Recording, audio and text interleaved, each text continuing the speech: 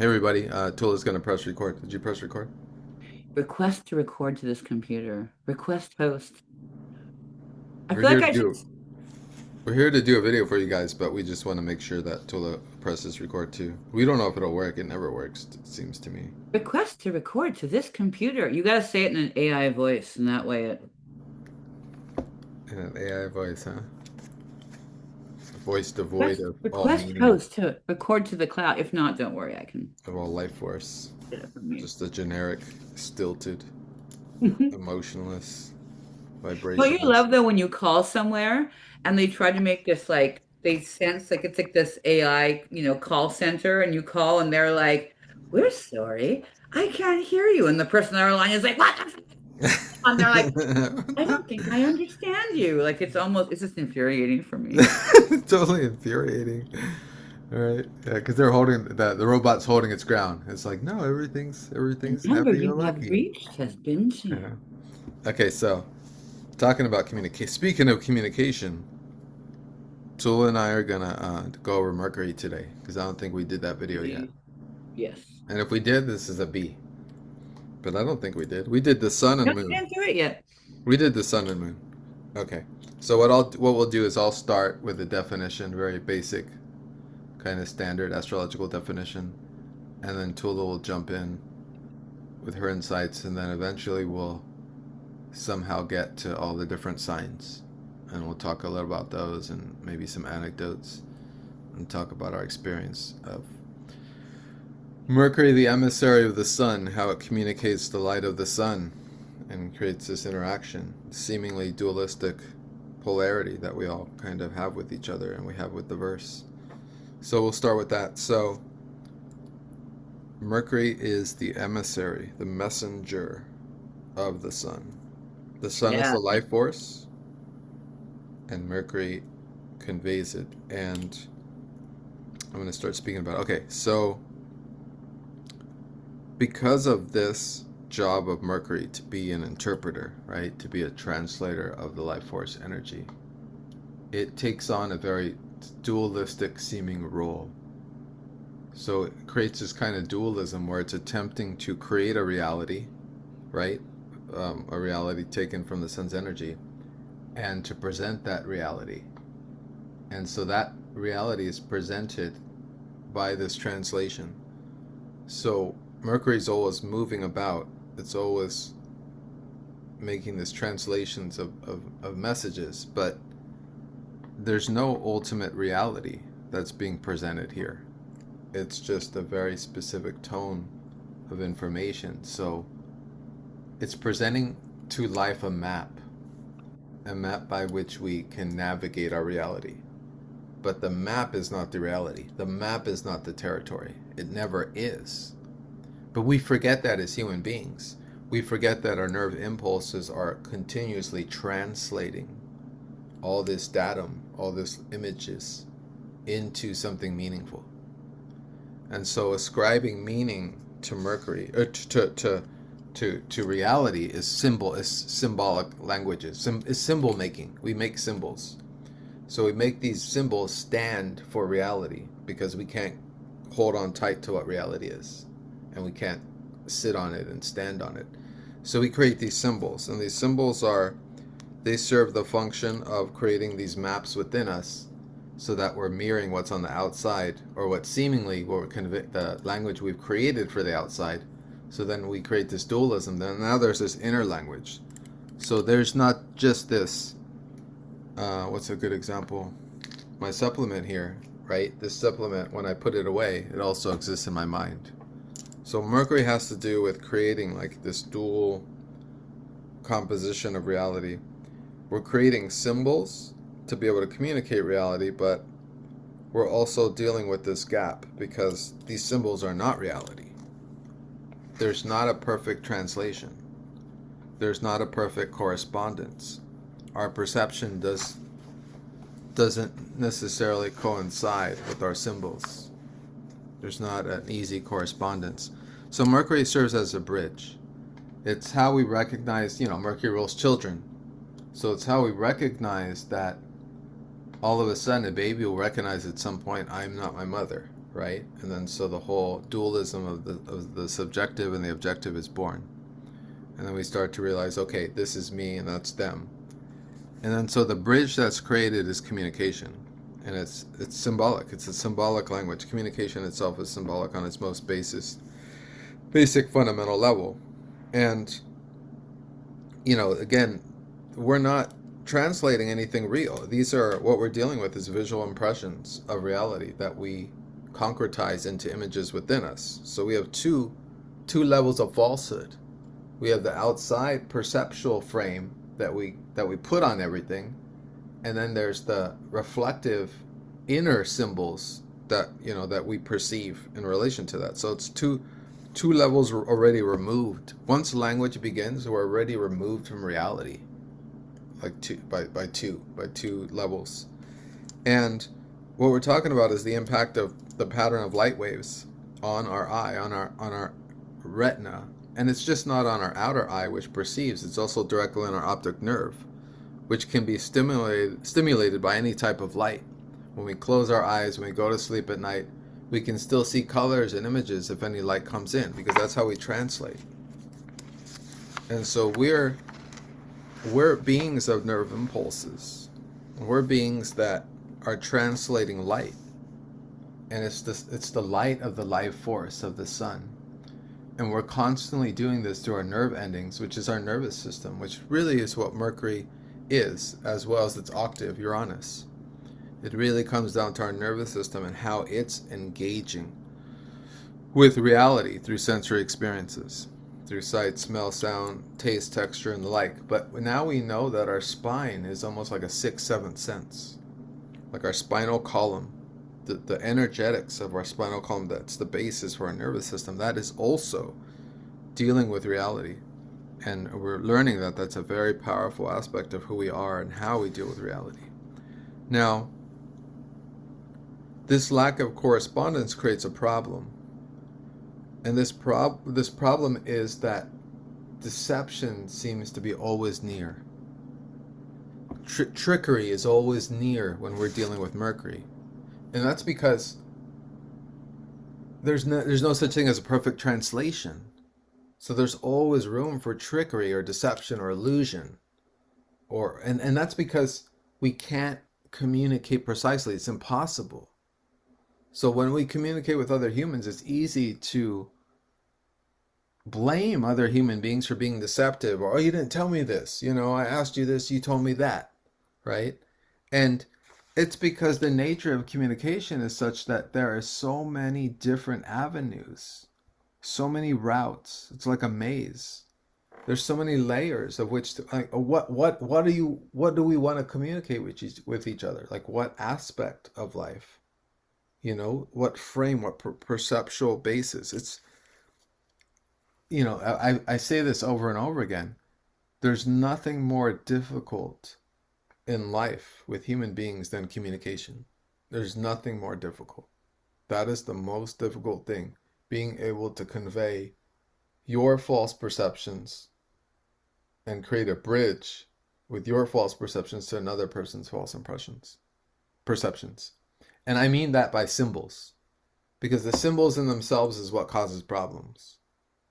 If we understand that our communication is not just linguistic, it's not just language based, that it's energetic, then we open things up. Then it's like, oh, I understood by the way you turned your head to the right, and looked up at the sun and the way the sun hit you, that you meant this. You know what I mean? There's all kinds of levels of interpretation. It's so fascinating. So, but the message here that Mercury is conveying in that deception, again, is that the map is not the reality. And if we attempt to concretize and pretend that the map is reality, then we're victims of that illusion, of that Maya, of that idea that it ever really conveyed anything true. So it's the closest approximation we have to communicating reality is this process of Mercury. But regardless, there's always things lost in translation, and there's no way to communicate. There's no perfect bridge by which to communicate. And so we all have Mercury in our astrological chart representing our ability to communicate. and our ability to express things through our voice. And we all do it in a different manner because there's 12 variations. And then if we push it further, there's, 64 variations. And then we could push it further into, what is it, like 12 times 30, if we do every degree. Or we could do the 72 variations of the 5 degrees of the Goetia. Yeah, there's that too. And so, and again, the gates of human design is about 4 or 5 degrees as well. And, 1 degree, if we do the Sabian symbols, then we have 1 degree. So what we're dealing with is multiple maps of reality, and we're always attempting to bridge them. And I guess the closest parallel we can come by which we can come to understand this process is that we're always there's always a conversion process taking place. And we're kind of like just like radio waves, we're always modulating and attempting to match the frequency. And really, in the most base level, that's what's happening. The frequencies are trying to match. So we're translators and even perhaps transducers, and our minds are attempting to meet. And so there's a metaphysical process to what's going on with Mercury. It's not just the symbols. The symbols are the map that's created, but there's information that's being translated, whether it's in language or not. And the brain is also the mind, the larger mind that the brain emits, the larger field. And that's what's communicating. And that's why the process of the mind and how we convey information is more like a form of modulation, a form of attempting to match frequencies with another human being. And that's what we're doing now, you and I, and then the audience listening to us. Is there a match? Can the frequencies meet? Is there understanding? And I think that's why human beings need to listen to things more than once sometimes, because how are we trying to understand, an audio or a video? Like we might try to understand it literally initially, but what we're really understanding initially is the energy.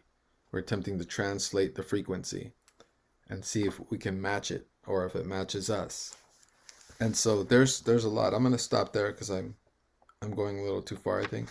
But I provided a sort of definition, but there's more dualisms that occur as we go further. But I'll stop there for your insights, Tula, and I your was just going to say responses. it's interesting, right? As you were talking about, we're matching these frequencies. My little dog ran into the yard and was barking at something. And I don't know if you know this, but dogs have dogs don't. If you have big packs of wild dogs, they don't bark. Barking is something that has come into play when dogs interact with humans. It's been pretty documented. Rudolf Steiner has this whole thing when we talk to someone we actually need to, and it's kind of backed as well by modern science, where we need to actually, so when you say Mercury is this, like I'm saying in my brain, I'm repeating it mentally to myself, my synapses, Mercury is this, and I kind of echo it and I come back to you. It's like we're matching the frequency. So what I have to say, I was taking a couple notes here when we were talking, and on your individual realities, and just it's interesting talking about what we create when we make our realities. And the first thing I was thinking of when you were talking, Meten, was actually when they asked, there's a famous interview with Prince, right? And he says, I don't watch horror movies.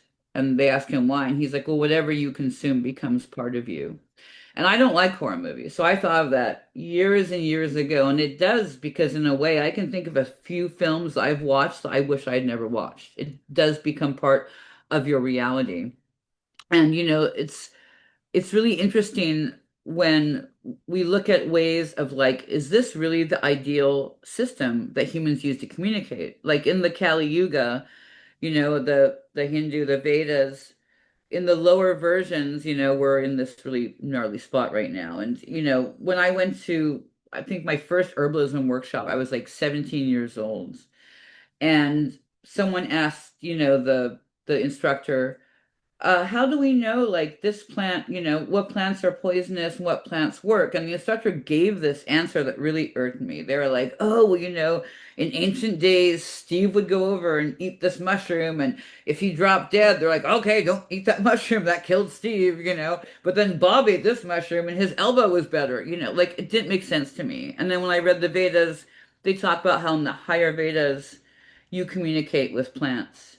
In fact, the communication in the Vedas seems to be this superior form.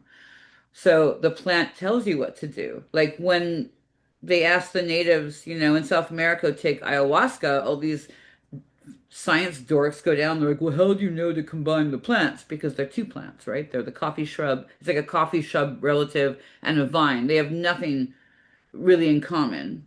And the natives just look at these anthropologists like they're just stupid. And they're like, Spirit told us, like, duh.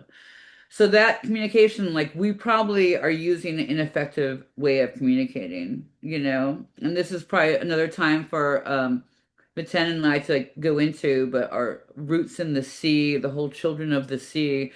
The links to dolphins. Like researchers think that dolphins literally, when they're doing those click click noises, they're actually sending most likely a photograph because they use sonar. So dolphins basically they think they're text messaging with their mind. They're like, "Hey, check out this picture, or check out this," and they're sending it via like echolocation. So we are probably using an inferior form of Mercury, and I always think about this because in the law of Kabbalistic terms, even when you look at the Bible, right? They say the universe is chanted or spoken into existence, right? What is the first line in Genesis? In the beginning, there was the word. So they're implying, right? Is this system maybe the best system? And, to just there's probably more potential, but we need to work with what we have.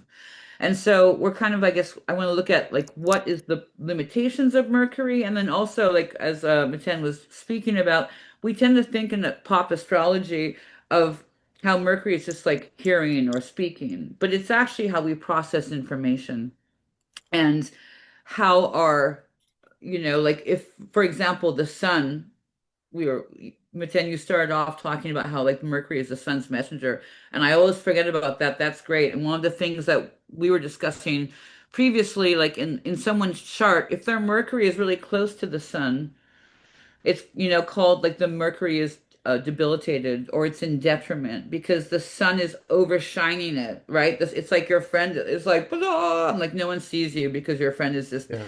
taking all the Yeah, attention this from is really everything else. important for understanding one's astrology chart. Break it down to this Right. one. So here's the thing. I think Lily gives it a 17 degrees, right? Or is it 7? So when you look at Mercury and the Sun, anything that's within a few degrees, we're finding the actual numbers. I have to go back there. Well, 1 degree is Cazimi, right? And then like Yeah. four Oh, or yeah, I'll five get there. degrees I'll get is there. I I forgot want the to say term. 7 or 8 degrees. So if your Mercury is kind of close to the sun, say it's 3 degrees away from the sun, your sun and the sun is going to overwhelm your Mercury. So your voice may not be heard. And people usually tend to adapt to these placements as they get older, but you'll see people like who they're kind of developed this resentment. They're like, no one ever listens to me. And so you need to like look at it in your chart and realize what is like the ego part of your sun, because the sun is just saying, we need you to do this. Maybe once you do the ego work, the self work, then you can learn to speak in a more manner where you're more commanding. When people are born, however, as the sun and Mercury gets closer, when they're born, when the sun and Mercury are conjunct within 1 degree, then instead of being weakened, we have what's called the Kazimi, which literally means in the heart of the sun. And so people who have a Mercury Kazimi within 1 degree are very eloquent speakers in the style of whatever sign that the sun and Mercury happen to be in.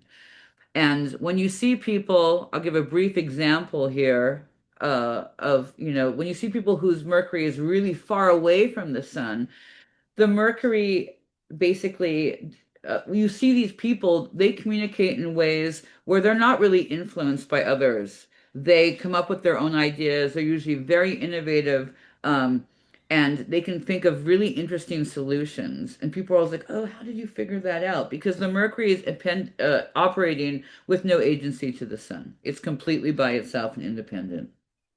You want to add anything else to that? Do they say a bunch of crazy stuff? Is that a part of it? Are they just like really You know, out my there? partner has Mercury at the furthest way, so Mercury can only go so far. And maybe we talked about this in another video, but one of the things when you first start getting into astrology that you can start doing, and you'll be amazed at how accurate it is, you can ask people, what's your sun sign, right? So they're going to say, I'm a Virgo or I'm a Gemini or whatever. So Mercury, if you're, for example, if you're a Cancer, okay, Mercury never travels more than 30 degrees away from the sun. So it's only, if you're a Cancer, your Mercury is either going to be in Cancer, in Leo, or in Gemini, the signs that surround it. You can't be, for example, a Cancer sun and have Mercury in Sagittarius. It just doesn't go that far away from the sun. So you can talk to someone, say that you're like, oh, Shelley, and she's like, I'm a Pisces. So you know that they're going to either have Mercury in Pisces or in Aquarius or in Aries. And once you start kind of seeing the subtle differences with signs, like if someone's really outspoken and maybe says things that you're like, whoa, did you need to say that out loud? Maybe Shelley has a Mercury in Aries. If Shelley just goes on and on, well, she has Mercury in Pisces. But if she's kind of weird and quirky and out there and just says these strange kind of subjects, maybe her Mercury's in Aquarius, and you'll be kind of amazed at how accurate it is. So but yeah, the further away from the sun, the more Mercury can operate kind of as its own independent little mini sun, because it kind of has a sense of ego and self as well. What kind of struggle occurs when, what kind of like everyday examples can you give us of the struggle Mercury might have when it's within 2 to 17 degrees, right? That's the usual. It's Or going to just be uh, overwhelmed, and it's a confidence thing, I think. And back to speaking about when you're talking about making our own realities.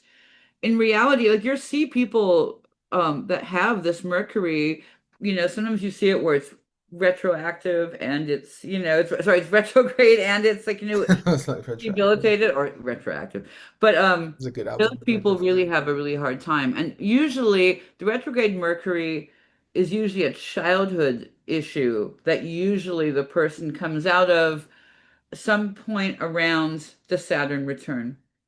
So, right, it's it happens where the person is not listened to by family, but maybe their friends and their work colleagues listen to them more. And This it's is Mercury retrograde, or is this Mercury within 17 retrograde, degrees yeah. of the sun? Because people usually that have Mercury retrograde tend to be like, oh yeah, when I was a kid, no one listened to me, but now like I'm Okay, my so you're own talking about the boss and blah retrograde. blah blah. Okay. Yeah. But that's the difference. When it's combusts or debilitated too close to the sun without being in that sweet spot of being in the heart, that placement tends to really linger a lot for a lot of people, where they always kind of just feel their voice isn't heard. Unlike retrograde, which people seem to get over when they confront their childhood trauma.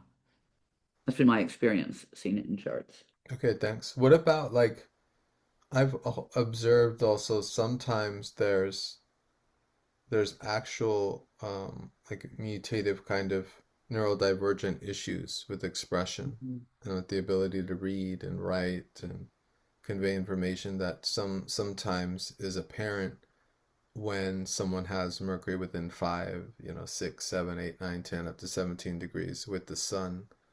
Is the sun kind of blotting out the processes of Mercury being able to communicate itself and bridge itself to others in a certain ways?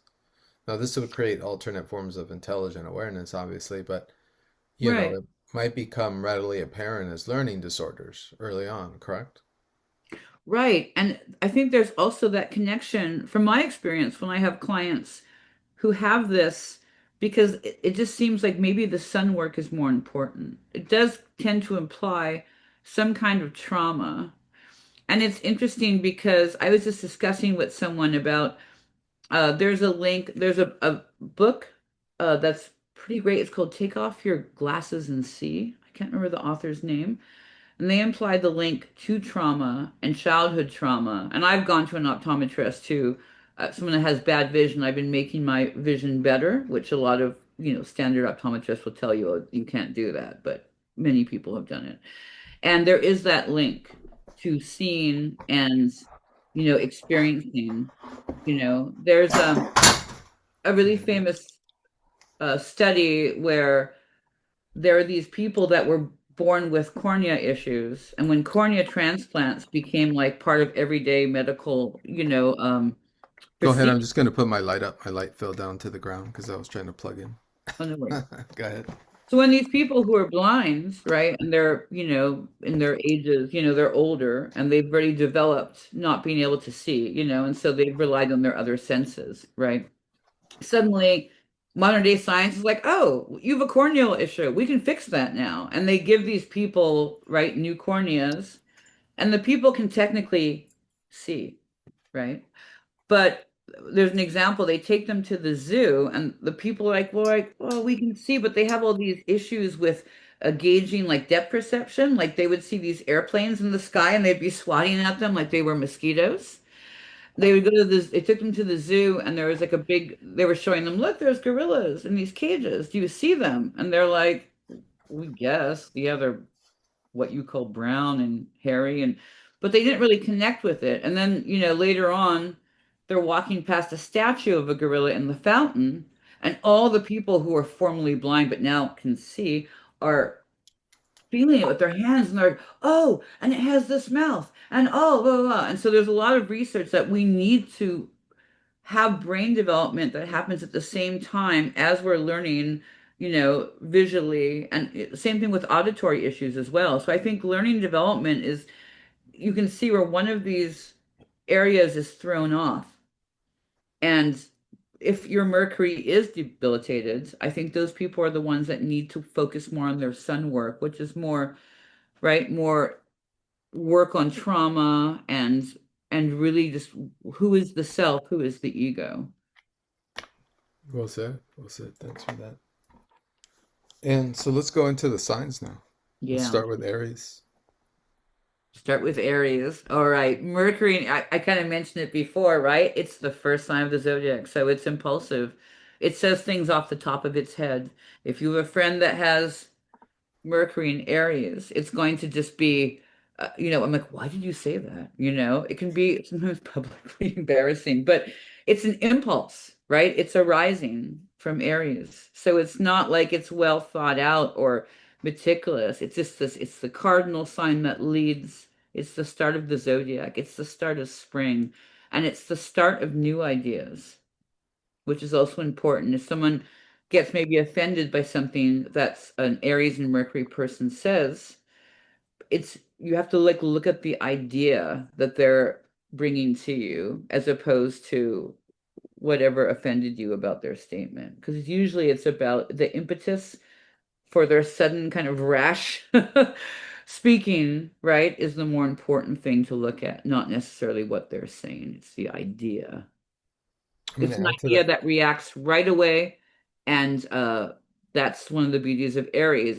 It goes there. It's very based on instinct. It doesn't need to be brought through a processing system. Well, what if I tell this person this, and what if blah? There's like a beauty to the impulsiveness and the spontaneity of that Mercury in I'm going Aries. to add to that and say that, and this is very interesting because a lot of people tend to ascribe certain qualities to Aries energy as if Aries are very innovative, in what they're expressing or what they're creating.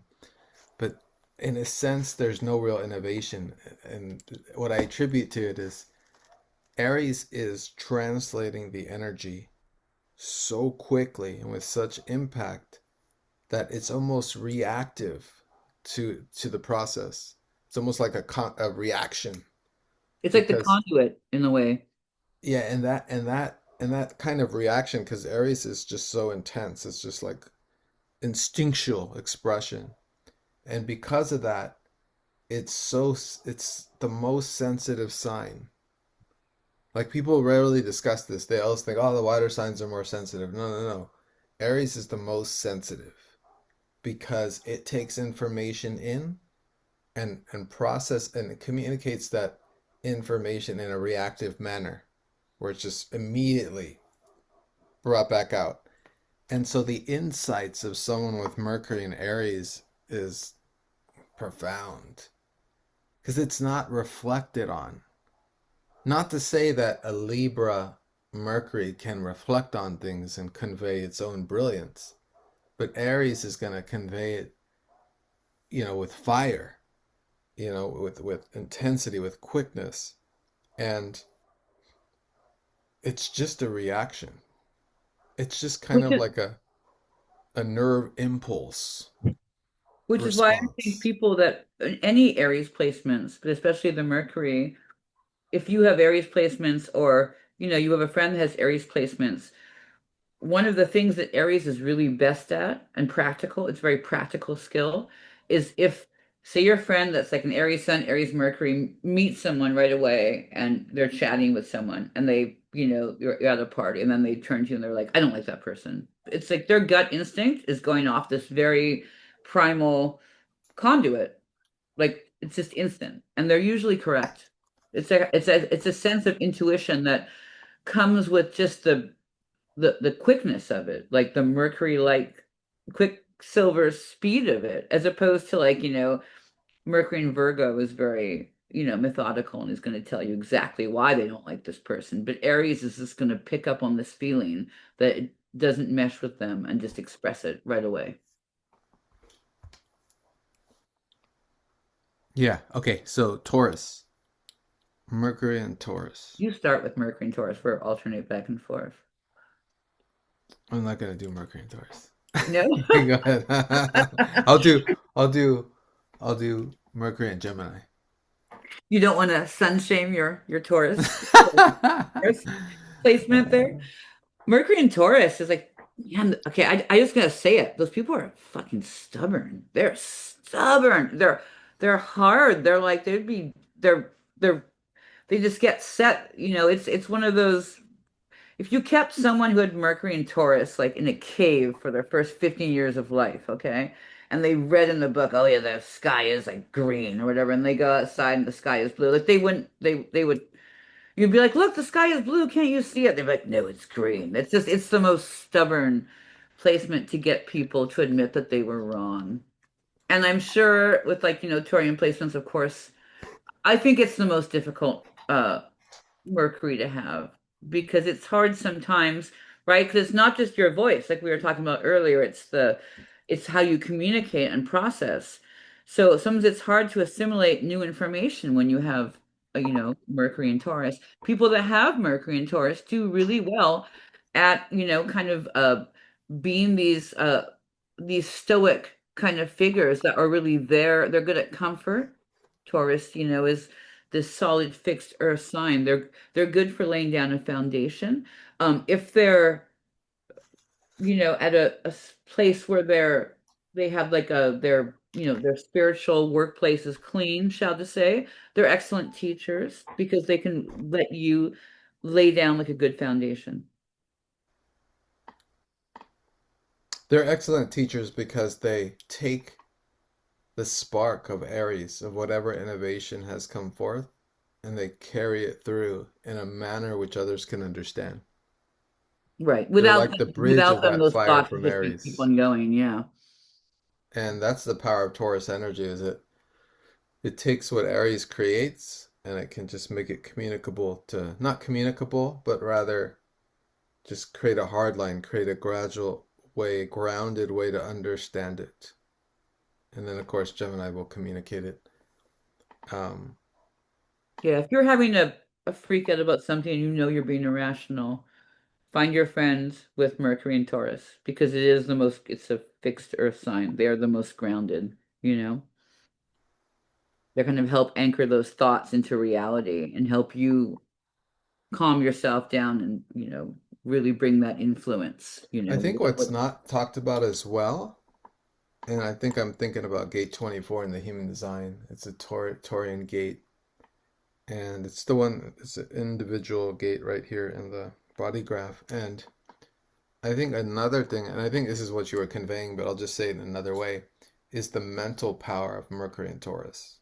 mm, The power to be able to hold their frame, their perception, and carry it through. Like you were saying, that's why they're stubborn. That's why you can't change it so easily. Change their mind or attempt to change, their perspective of something, because it's a really powerful mental process they have. Like it's just a powerful mental force. Mercury and Taurus. All right, let's go to Mercury and Gemini. I'll start this one. So Mercury and Gemini, where I like to create this opposition, because the important point here is that Gemini is ruled by Mercury, like Virgo. So we have another polarity, another dualism in the rulership of Mercury. We have Virgo, which is interested in utility more than anything else. And then we have Gemini, which is more interested in conveyance, how the information is being conveyed and for what purpose. And so we start with Mercury and Gemini. Mercury and Gemini Gemini is a communicator. So Mercury wants to communicate clearly to everybody. And Mercury and Gemini is one who's interested in ideas, interested in communicating, hearing other people's communications. It's interested in the way words and symbols are moving from bridge to bridge, from place to place. And its ability to convey things in a very precise manner is very powerful. To the point where it can be almost overpowering to others. You can convince people of things. With the clever utilization of words, people don't always have a response if you're presenting it in such a way that, oh, that seems logical, you know what I mean? Where it's just so cleanly kind of expressed. So instead of symbols being used for their utility, you have symbols being used for their ability to build an edifice, an image by which to sell something, right?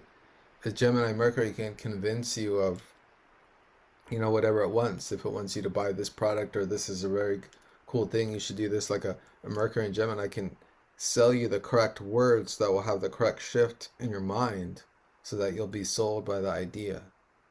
Like it's That's all about glib, right? conveyance. Glib describes Mercury in Gemini. And of the two domicile placements where Mercury is at home in, keep in mind that when a planet is in domicile, right, at home, their preferred place to live, it doesn't necessarily mean it's good. We were talking about this earlier before we started this Zoom, how Jeffrey Dahmer has Mercury in Gemini in its domicile in this ninth house, which is like a very positive house. But it just Well, it's means the mind. It rules the mind as well. and it just means that he was really good. Like, he was injecting drugs into some guy's brain, and then the cops find him because the guys try to escape, and Dahmer goes after him. He just talks his way out. Oh, it's just my boyfriend. He's just really drunk. They get away with a lot. It's the preferred That's domicile of crazy. Mercury would be Virgo because it's precise, it's analytical. And so people with Mercury and Gemini can be tricksters. It's important to know that trickster energy. We actually I just did this video that I'll put out in a bit about how Mercury came to be with the signs, and it's from two snakes fighting, and the snakes are the horns. And there's a big tie when we look at the caduceus, the medical symbol, right? Does it have Caduceus, one the snake? Caduceus. Caduceus. Does it have one snake or does it have two snakes? Because one snake is the original from Asclepius, the healer, and two snakes is Mercury, one for healing and one for commerce. And that's why you see more and more big healthcare corporations have the two snakes because it's money and healing, quote unquote. But the two snakes fighting, right, is kind of the start of this symbol. So you need to remember Gemini is the twins, it's the two. So you're going to have that dual personality sometimes with people that have Mercury and Gemini. But that being And, said, they're always the life of the party. and then So, you have the god Janus, which is two-faced, mhm, right? right, Ruling both entrances and exits. right. Which is, And and we also, we can't throw that in there without mentioning the January from Janus, right, with the Roman Empire taking over and saying, no, the spring is not the new year. It's January 1st, Janus, January, endings and beginnings. there's something about the nature of dualism. Like I think people have heard that as we talk about Mercury, we're talking about this inherent nature of dualism in communicating things experiences, but in order to communicate them, we have to create a false reality, a false language, a symbolic language, which creates a dualism between who we are and what we say we are. Creates a dualism between what reality is and what the map of reality is that we've created.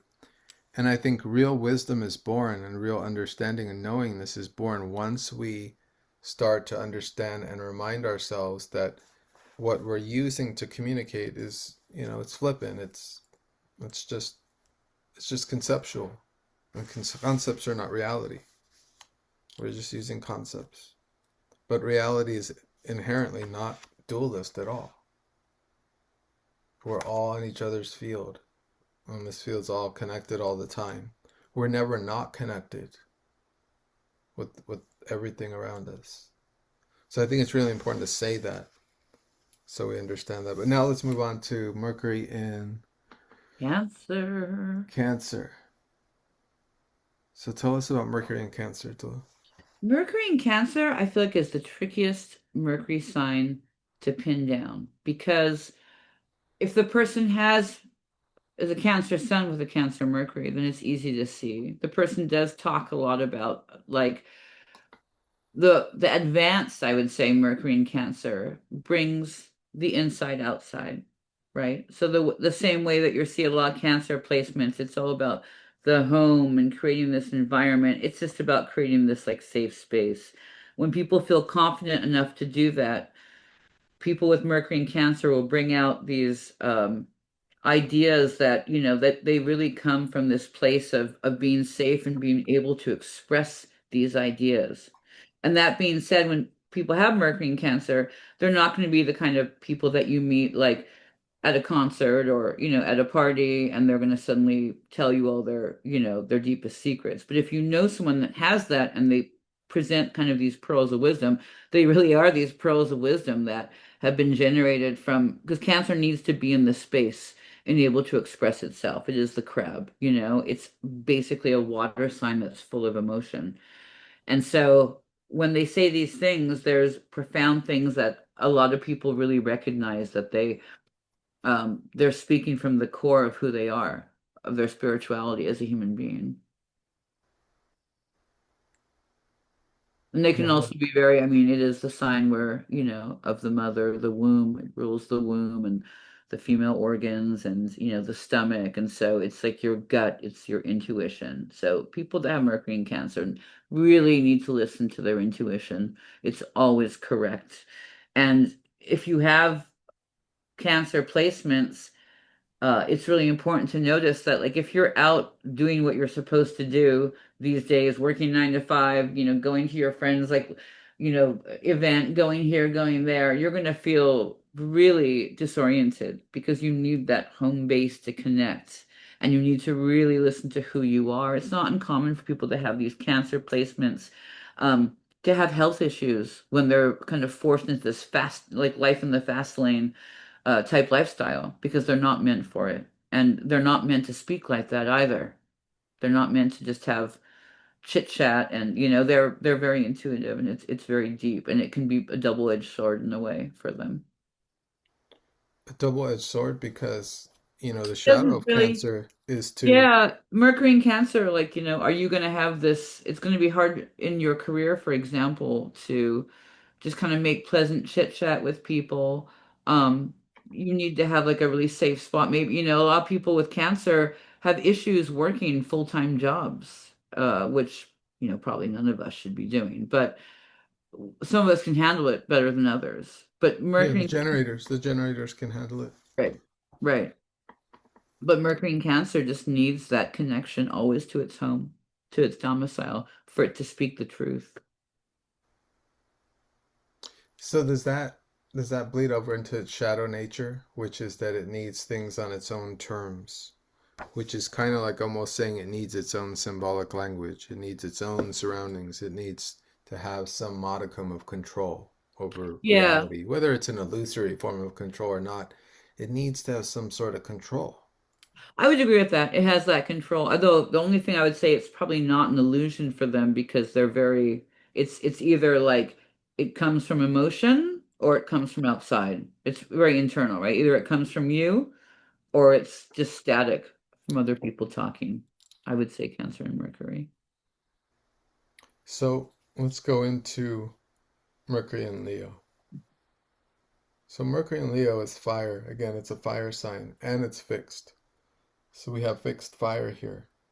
So Mercury as the emissary, well, it could be emissary of either of, it could be the Leo sun, Virgo sun, or the Cancer sun. But someone with Mercury and Leo, that's going to be a very bright fire that is a little more, has a little more endurance than the Aries Mercury, but is also runs really hot and burns out real easily. So you have another intense expression of the bridges of communication, which can also, be really intense for others because their insights are going to be, well, this is how I see it. This is what it is. So you have a very passionate expression of how, a very emotional or passionate expression of what something is, or what they feel it is. So I feel like this kind of larger than life impulse of Leo is carried over into the communication, where you have a very fiery, very expressive, very outward kind of conveyance of energy. You want to add to that at all? One of the places that I notice it a lot, this Mercury and Leo, because it's, it is this pride and it is taking pride in like what you say and how it, relates to, your sense of self. Where I really see it, and this is like maybe like in the side, just if someone has Mercury in the first, that's where, there's these things called the planetary joys, and they tend to be kind of, fairly accurate. When Mercury is in the first, Mercury takes its joy in the first house because the first house is the house of the self. So if someone has Mercury in the first, they usually can always say what's in their mind, what's on their mind, and it helps to like for them to uh actualize their self. But if someone has Leo, right, Mercury and Leo in the first house, you'll find that they are stubborn in almost this, yeah, this Taurian way because that's their process. They need to do this to self-actualize. That's the role of Mercury in the first. It self-actualizes and helps kind of nourish the sun's purpose by being able to speak and kind of again create this reality of who this person is. And the person is kind of constantly creating and adding to and developing to their reality with Mercury in the first by what they say. And sometimes it's hard. You might think, wow, this person maybe is slightly narcissistic, but don't confuse narcissism for self-actualization because that's really what's happening. The person needs to kind of individuate and really state why they feel this way. And that, that Leo placement is very similar, I find, to Mercury in the first house placement. It's a pride, necessary pride. Well said. So now we move on to Virgo, which is the other ruler of Mercury. And whereas with Gemini we had, kind of like ideas being expressed in the importance of communication being how ideas are expressed, like the presentation. In Virgo, Mercury and Virgo, we come to the utility. We come more to communicating what's correct or what's necessary. And Mercury in Virgo is going to be very studious, very step by step, very, very informative, very like just sharp mind, just super sharp mind, and really good for details. You find a lot of magicians have Mercury in Virgo because it can absorb information in a leveled way, in a step by step manner. And Mercury in Virgo is able to organize its thoughts, organize its expression, organize its communication, and it can be a little cool. I mean, it's Earth, so it's grounded, but as the tendency with Virgo energy can be a little cool, like not very seemingly warm and fuzzy, of a Mercury in Cancer, or passionate like a Mercury in Leo. So Mercury in Virgo is going to convey things in such a way as it's going to convey what's necessary, what it wants to communicate. There won't be too much added nuances and inflections to it relative to, the sun sign and other aspects.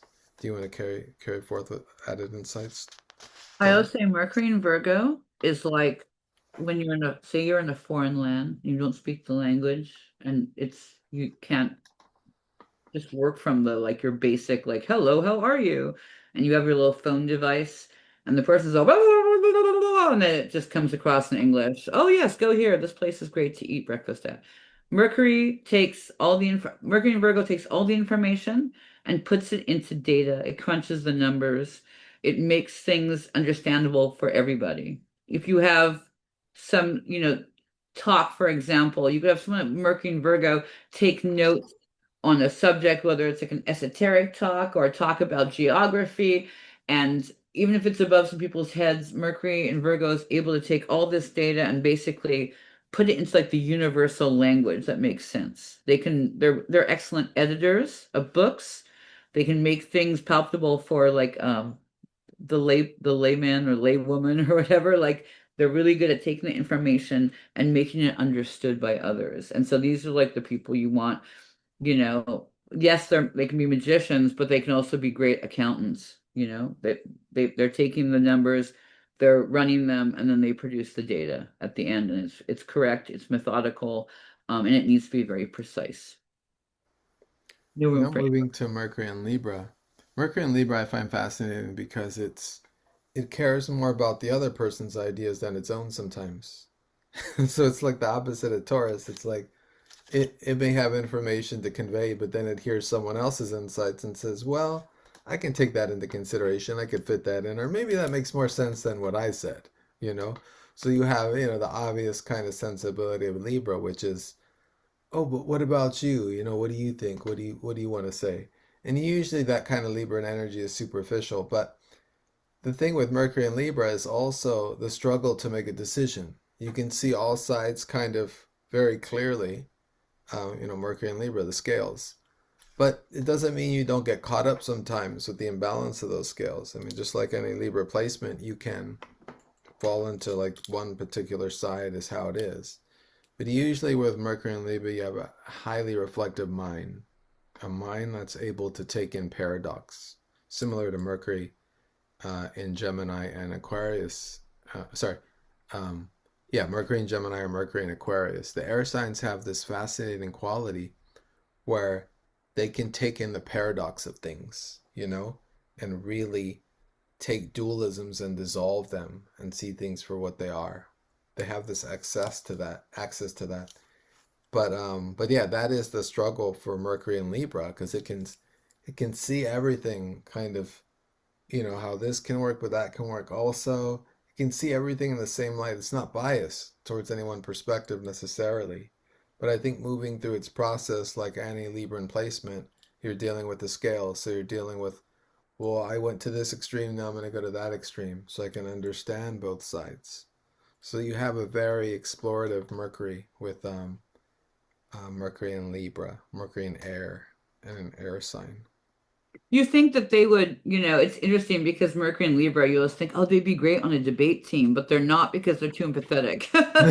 Right, So so like it's they actually make horrible debaters. yeah, exactly. And don't you have yours? Isn't yours conjunct Spica as well? Yeah, yeah, yeah. I have So, it as which well. is, a fixed star that really makes that Mercury like really, it really accentuates it. It almost makes it like a Cazimi. It's a similar effect, certain fixed stars. I've always been a very sharp mind, but I've never had any interest in debating at all. It's just such terrible energy. Like I No, would no, rather the Libras don't convince. like debate. They I don't see want everything. They're like, can't we just, can't we just redecorate together and make everything nice and in the process figure out a solution for world peace? They're to. right. Pretty And, much, yeah, yeah. and I always got to defend as someone that has, like I'm 2 out of 3 Libra placements. I always have to defend my people because we're people pleasing, yes, but not to ourselves. To us, it makes sense that, I think my analogy I used last time where you have a friend, if you're friends with 2 people and they have a fight, you go to one person and they're like, so and so did this to me, and you're like, oh, that's tough. I'm sorry to hear that. And then you talk to the other friend, they're like, so and so did this to me, and you're like, I see it. Like, we really do see both sides, but as with any Libra placement, it's always a bit sacrificial, which is why the sun is always in its fall in Libra, because you're always, kind of going against necessarily. Sometimes people with Libra placements go against their individual, what they know that they should do because they need to kind of get this balance. Like if you have Mercury in Libra and or any Libra placement, but Mercury is really, when you think of the communication, if you go somewhere and say you give a talk or you're at an event and there's one person there, for example, who's like sobbing right outside, it's going to bother you. You're going to have to feel like, it's going to wreck kind of the event for you because you need this balance to communicate. You're like, why is this person so unhappy? It just kind of throws this vibe, this kind of frequency off. And we need to have that. Everything needs to be balanced for Mercury and Libra to really speak its own mind. Otherwise, you're at the mercy of the collective. In a sense, that's the power of Libra. I mean, as long as it's, dealing with it, can deal the harsh realities, has other placements, that are more plutonic, then Libra will go right to the shadow. It'll be reactive to the shadow if it's not mature. But if it's mature, it'll explore that shadow in order to create the harmony, which is what you're talking about. Yeah, because we can really see that, in the generational placements, like people that have Pluto, right, and Libra have you know, Xers. yeah, the Pluto is just, it's really, it also comes from like, Generation X, because, all those names, Generation X and Boomers, whatever, are really just Pluto placements, kind of made, the media is like, oh, what do we call these people who act like this? Oh, but it's really just a Pluto placement. So when you have this Pluto and Libra, you see all this, these generations. I think people with Pluto and Libra are a little struggling now because Pluto, it's a kind of the odd sign out where you're in this social balance. Like you need these connections. And now you have people that have had this, dark transformative planet in this social scale, empathy kind of sign of Libra, and suddenly they're like, "Oh, just do everything on Zoom. I'll just meet online." Or, it's hard for people to have that placement to not engage and share kind of like that darkness of Pluto and discuss it. If you have Pluto and Libra, you're going to want to discuss these dark things with close friends. It's going to be hard for you just to be like, "Oh, my therapist in Zoom? Oh yeah, we've never met in person." That's going to be hard for that generation. We That was see well it. said. That was beautifully said. That's so true for both of us. Like Yeah. the Mhm. things about life that are really important is what I As care we're about on talking Zoom. about. What's that? As we're on Zoom at the moment. I mean, true. You want to do Okay, so Mercury let's go with Mercury Scorpio? and Scorpio. Mercury and You Scorpio. go ahead and tackle that one first. What's that? You go ahead and tackle that Oh yeah, one sure, sure. Oh yeah, because they're going to happily. come after you with pitchforks no matter what you say. Oh yeah, for sure. Gonna burn my Zoom image down. So Mercury and Scorpio. Oh man, how would I describe it? They don't give you anything. Nothing given. Nothing given. Like general Scorpio energy, like everything's held on to so tight. Trust is earned or not earned, and sharp, penetrating mind, detective-like mind, but can be very dark and dismissive, and you have to call them out on that. Like Scorpio, Mercury can be very, very mean, very just direct, but not in an honest expression like Aries, but in a more like controlled expression, like this is how I see it. And a Weren't we? mature What? expression, let me finish the mature expression before I get burned alive. A mature expression is going to be a very penetrating awareness and perception that's shared with others and yet does not denigrate differences. Is able to share with others and acknowledge, okay, if they don't agree, they don't agree. That's cool. Everyone, everyone to their own. But I shared my insight. So as long as the Scorpio Mercury doesn't hold its insight so closely, it can share a very penetrating insight of the nature of reality to others because it's willing to go so deep and feel into these perceptions so deeply and has heightened awareness and heightened perceptions.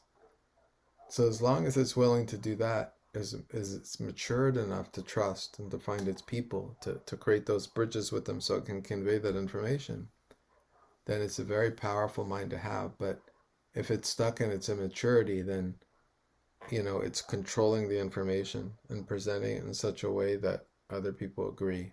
So I'll go ahead.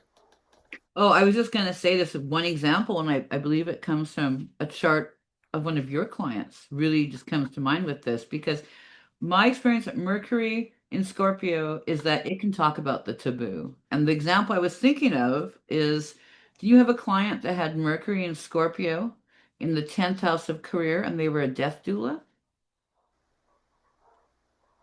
I think it was like a musician that you said that now that they were like a death doula, and I'm pretty sure that was the Okay. placement. It's Okay. stuck with me. That's kind of the ultimate expression of that Mercury and Scorpio. And when you see where I really see this placement being used to its full benefit is when people work with death, dying, hospice, and birth in a way too, because a lot of people can't handle kind of like the just the just got the I don't even know what word I'm trying to say, just the realness of that nature. They're good at talking about the forbidden, about taboo.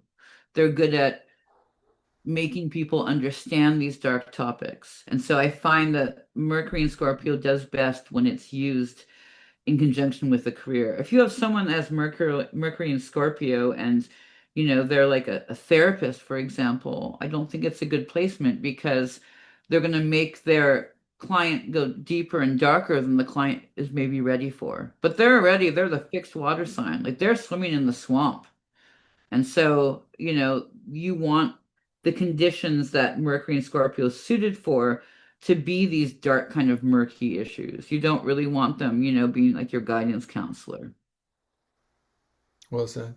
So let's go into Mercury and Sag. Now, Mercury and Sag is another example of quick fire. But the thing about that is it's ruled, Sag is ruled by Jupiter, and so Mercury in Sagittarius is not that comfortable. It doesn't want to reflect. It doesn't want to think through things. It just wants to get from this side of the mountain to the other side of the mountain as quick as possible. And so it wants to expand its horizons as quickly as possible. So it's not always reflective, depending on relative to other placements. And this can be an issue because they don't think through things. And things can be exaggerated as to how they see them. But regardless, you have a visionary impulse. I mean, Sagittarius is a very expansive. It's coming up from the underworld, right, and releasing the bow, releasing the arrow into the sky. So regardless, it's a one-way bridge in a way with Mercury and Sag because they're conveying their visions, their grand realizations, that they had in Scorpio, and it's just it's a maturity issue. Can you convey things in such a way? Can you utilize your communication in such a way where you're actually expressing something thought through, and not just impulsively, expressed out there. I mean, it's refreshing. It's like an Aries Mercury or it's like a Leo Mercury. It's very refreshing in its authentic expression. But Jupiter does play with some kind of exaggeratedness, and there could be a lack of clarity in what they're expressing if the vision is so grand and all encompassing. And so there could be it's the reason why Mercury's in fall in Sagittarius. It's opposite Gemini. So instead of things being presented in a precise manner, which is how Gemini would want to express, you have the opposite. You have words just kind of falling out everywhere, and too many words filling up the space. And the grandiose vision takes over, and hard to balance polarities and other perspectives. And so I think Mercury and Sag can get caught up in a fire that goes a little wacky, goes a little takes over, and so it's a struggle. So the relative to other placements, Mercury and Sag can have a little bit of a struggle. Yeah, because Mercury in Sagittarius, yeah, being it's fall, it's what I always think of them as is that they are the life of the party. They are not like Mercury in Gemini at the party that's flitting around and running around like an insane toddler, mingling with everybody and kind of getting these conversations. They're the person at the party who you meet and you have this deep discussion. It's very, Jupiter is all about, philosophy. And so, you have these connections. They're really good at that, presenting these topics. They're the philosophers of the zodiac as well. And so, there is wisdom that comes there, but because it is also like in fall, it's I can't remember where I believe it's the word like one of the roots of the word sin, right, is from literally it comes from missing the mark. Like you're going to pull back your bow because you're the archer, you're in Sagittarius, but you missed the mark. And Mercury and Sag can be really blunt sometimes. It's kind of a side that, people always associate them with these jovial, chatty people, but they can be really blunt. And especially if they feel that they've missed the mark or messed up, because Jupiter doesn't necessarily like that. It's not as concerned with precision as Mercury is. And because they're ruled by Jupiter, it's like this more big, expansive worldview. So you're going to get kind of this macro worldview as opposed to a micro worldview full of details. Yeah, well said, well added. Then we move on to Mercury and Capricorn. Mercury and Capricorn, it's again, we're looking at like a Mercury in Taurus, we're looking at Mercury in Virgo, we're looking at very grounded, very controlled expression, very practical. After working, checking all the numbers, Mercury in Virgo, yeah, Mercury in Capricorn, which is now like, okay, now we're ready for the objectives. You know, what are our objectives? What are our goals? How are we going to get there? Very practical, step by step reasoning and presentation and movement in the world. This is how we're going to get things done. This is what we need to get done. So conveying information that's just enough to get the goal, reached. So Capricorn Mercury is they're wanting to reach their objectives. They're looking for the high, the culmination of expression. Or rather of they're looking at arriving at a culmination of whatever kind of power, position, or direction they're going in. But as far as communication, like they only want to communicate what's necessary in order to achieve their goals. And so you're dealing with a Mercury that's not interested in others. It's interested in this process. How am I going to reach my goal? What direction do I need to take? Now that's a more immature expression. A more mature expression would be communicating with others so of course they can reach their goals too. Here's how I can reach my goals. This can help you in this way. This can help you in that manner. But Mercury in Capricorn is definitely a Mercury that, similar to Mercury in Scorpio, is concerned with power and holding power or gaining power after holding power. And So, unlike Scorpio, where it's associated with this intenseness, Mercury in Capricorn is always associated, or any Capricorn placement really is associated with the stern father, right? The one who lays the structure because it's the cardinal sign, and and we always kind of react poorly sometimes to authority. But where it really shines, we see it. I remember taking s- some class years ago, and they were talking about if we go back to Pluto, that every generation, Pluto and Libra builds the social connections. Then, Pluto moves into Scorpio, and that's the generation that has to burn everything down. And then Pluto and Sag are the people that get together and discuss, well, what are the best, possibilities? What is the best vision that we have? And then, kids that were born, is Pluto going to Capricorn? I want to say it's 2004. That generation is the generation that's going to basically rebuild. When we see what's happening now with how everything basically, all these institutions are tumbling, that generation is going to be the one, the cardinal sign to restructure it.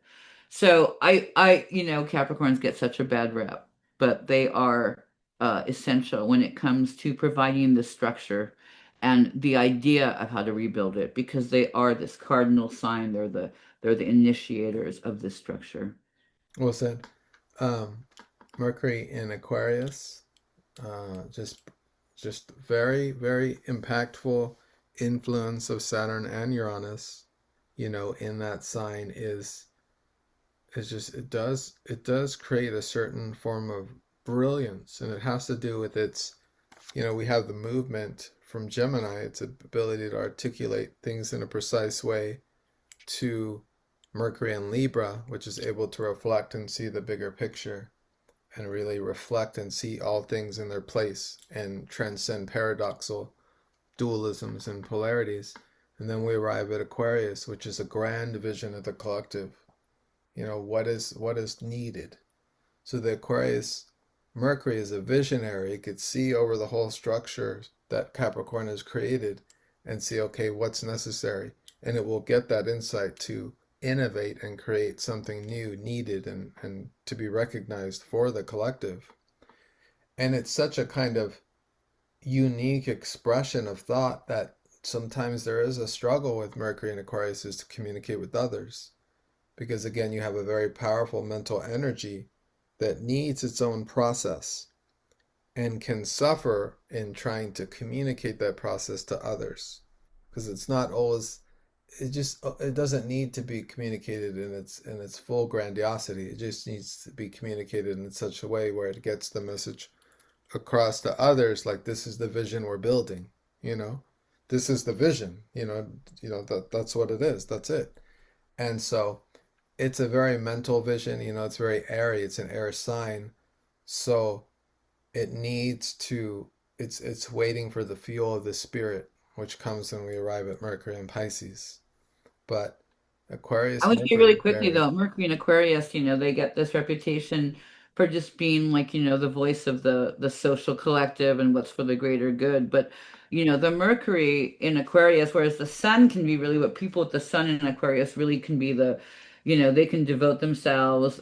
They're the people you see out right now. Like I want someone to do a survey of all the people you see right now who are like running around with their clipboards trying to get people to vote for this and vote for that. I'm like, what Aquarius placements do you have that you want to really like, you see this vision for the social future?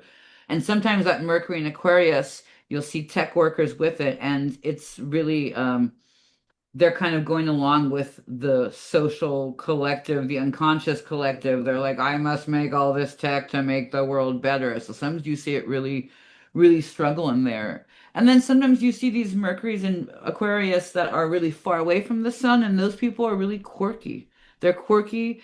It's more of the individualized kind of expression of Mercury in Aquarius. When Mercury in Aquarius is too close to the sun, those people who have it combust or debilitated, those people are really at the mercy of whatever is floating around there in the ether, in the oversoul or the unconscious collective. So it's a sign that I feel when people have it, I just let them know they need to really be careful with it more than sometimes with the other signs. You wouldn't think that they need a more strict spiritual practice, but I feel like they do because they are, like I said, at the mercy of all these egregores and all this things that we're flooding with news and media, and they're just always like, must do what's good for the hive. So it's a Mercury sign to really, if you have someone that has Mercury in Aquarius, make sure that they are listening to their true voice and not just the hive mind voice. in the speak of the true voice, like Pisces is kind of development, the spirit of that. So Pisces moon, when we're talking about Pisces moon, we're talking about the poets of mankind, the true poets who can express, who can take all the energy of the 11 prior signs. That's a Mercury that creates bridges that include all the senses, incorporates everything. I mean, Pisces is the great emulator. It can act in any way. It can utilize the logic of Gemini. It can utilize the fire of Aries Mercury. You know what I mean? It's the culmination of all the signs. So when we speak of Pisces, we're speaking of a mind that can play all kinds of roles. But at its highest expression, I feel it's the poet, the ability to convey great truths in poetic language and poetic expression, and to bridge that with others. And of course, you would know that well, Tula, because your placement is. Yeah, and that's one of the examples we were talking about Mercury and Sag earlier being in detriment. Mercury in Pisces is considered one of it's both in its fall and its detriment. So when you score it, according to like Renaissance astrology, it always scores really low. And it just means, I mean, that being said, I love my Mercury in Pisces. It's a good example as well to kind of really realize that even though you have these placements and you're like, oh no, I have Mercury in Scorpio and everyone just, hates when I like go too dark, or I have Mercury in Gemini and I'm this, superficial person who just flits, from one person to the other. It's also important to remember that it's the other the planets' interactions with these planets. I mean, my Mercury in Pisces, which is famously described as it just keeps on running, it just keeps on producing. So ideas and thoughts. And mine is trine by Saturn. So I love, like, I always get this big creative output, and I get to methodically sort it because the Saturn is actually used uh, for me, like, very beneficially. I have a night chart, Saturn's at the top, so it's kind of like the head command. So just because you have these placements, they're all necessary. And Mercury in Pisces, yeah, the main thing, it keeps on going, it keeps on giving. And I'm not a person that normally agrees with when people talk about I don't agree with the modern day rulerships of planets, but I do see the connection more than the others of, Neptune and the outer planets being the higher octave. Like I see that, especially with Neptune and Pisces, because I feel that it dissolves. It dissolves everything. It's taken everything that's been fed into it and it dissolves it all. And then we're going to start the series again as it goes into Aries. And it's very, it's the water sign. It's almost the Atlantean memory wipe as well. Like, was this the correct way to build this empire? Maybe we'll wash it off and start it off all over again. Mercury and Pisces, it's very dreamy and it's hard sometimes for these people to um, kind of articulate what they say sometimes, unless if it's especially if it's retrograde or combust. All right, guys. Thanks so much. That's it. We're good. We're done. We'll see you on the next vid. We'll do. What are we gonna do? Tell her we're gonna do Venus. Venus is next. Yeah, let's do Venus. All right. We'll I do lost it. Venus. All right. Thanks so much for listening, everyone. This will be on Tula's channel, and I'll put her YouTube on the bottom so you guys can check out her channel. She put some videos up on there, and we'll put our old videos on there as well. And It's good. I, I think we'll put this on your channel first so Okay. that you can get some of the viewership, and I'll just put like Okay. a reference to your channel so that everyone can find it.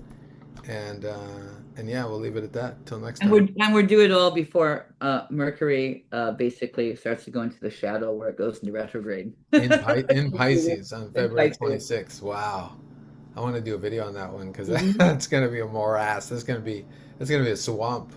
We're all gonna be underwater in terms of communicating. It's gonna be strange. All right, thanks everyone. Till next time.